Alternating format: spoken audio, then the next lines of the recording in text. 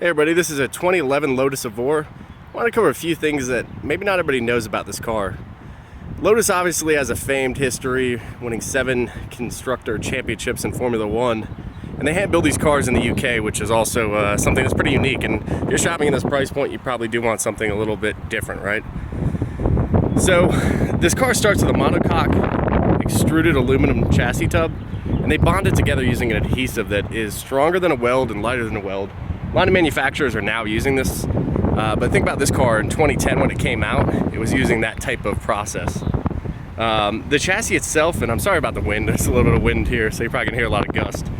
The chassis is 50% stiffer than a Ferrari F430. And again, put this in context, this is in 2010 when this car came to market.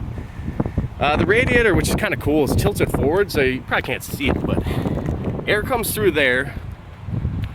The radiator is tilted forward and it exits the hood right here.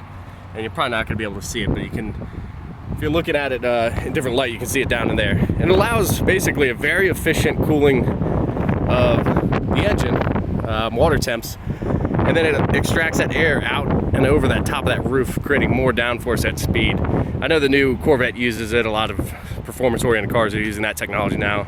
But to my mind, I think they are the first production car to use that technology. So that's pretty cool. Also, let's talk about the brakes. Obviously, Lotus knows what they're doing with brakes. They use AP Racing, which, you know, some of the best in the biz. You hear about Brembo, but talk to many track guys, and AP Racing is a top quality brake manufacturer. They're used on Aston Martin's, Bugatti, Ferrari, Koenigsegg, TVR. Lotus chose to partner with Bilstein on the shocks and Eibach on the springs, so collaborative effort there. The other cool thing too is this engine ducting. You can see it here. This exhaust gas will come out here. It's got a very efficient, and up here too, very efficient system inside of the engine bay where it routes air through to cool certain aspects. So that's really cool. And then obviously this integrated spoiler is pretty neat too.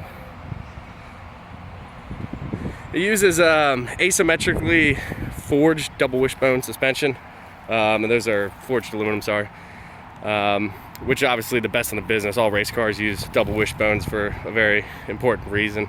Obviously, as you go around a turn, you gain negative camber, which is something that helps keep this thing stick. A couple other things to note on the sports package in this car. I get it down here. These tips are actually titanium, which is pretty cool. And also this diffuser on the sports package, sorry for the lighting, is actually functional. Let's see if I can get underneath there a little bit. And we're talking again 2010, so that's pretty revolutionary for its day. So that's pretty much on the outside. Talk a little bit about the inside. It uses a flat bottom steering wheel, which is also made of magnesium, which is pretty cool. Not a lot of car manufacturers put that type of detail in, but magnesium being a very light material in Lotus is generally always about lightweight. The Evora is a little bit of an anomaly in which it weighs just about 3,000 pounds, which is a little unconventional for Lotus, but with that weight you get a rear seat that you'll never use. But you also get a great amount of leather. Let me just open this door real quick.